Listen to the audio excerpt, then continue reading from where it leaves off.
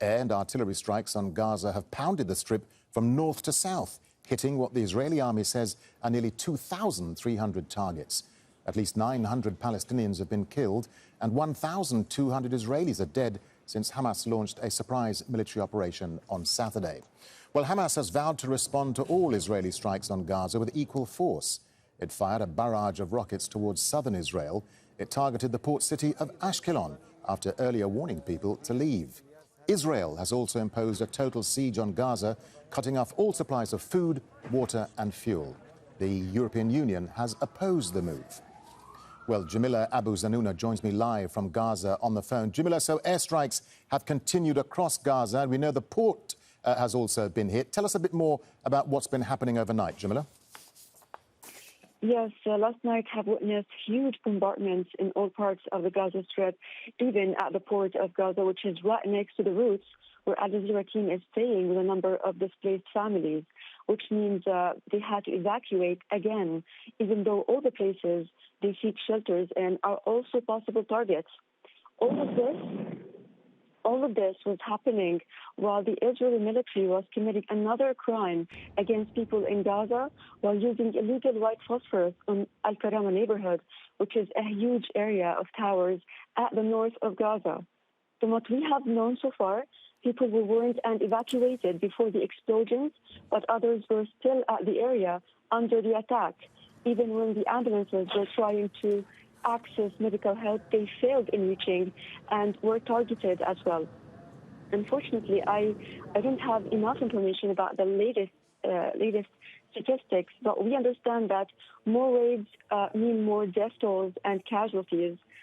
Today is the last day of the power. As you know, we have been updating you. All supplies will be cut, and we have to survive by the supplies we've been saving, not knowing how much it will cover us for how many days exactly. This leaves us with a devastating scene, watching the Gaza Strip turning into a ghost city with no clear features anymore. After everything people have been witnessing, all the deaths and loss, they still fear the worst. And by that, I mean everything is possible. A ground invasion or maybe a plan to wipe off the Gaza Strip from the map. And Jamileh, we know that hospitals have been overwhelmed and nearly 180,000 people have been displaced. What's the latest then on the humanitarian situation and where are these displaced people going?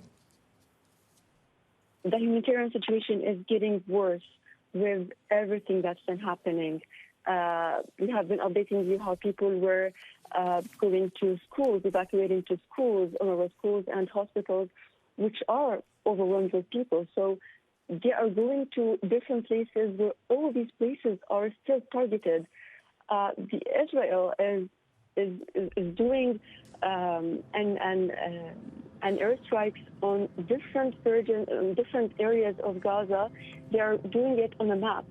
So each area is expected to be bombed after the other. It's crazy. They are warning people day by day to evacuate the areas, but not all people are doing so, or not all people are warned. Yesterday, for example, my family and I we had to evacuate. We went to the bedroom because we heard some warnings that a couple of buildings and mosques were going to be bombed near us. But then it was a false warning. So nothing is clear anymore. All right, Jamileh Abu Zanoona giving us a live update there from Gaza on the phone. Jamileh, thank you.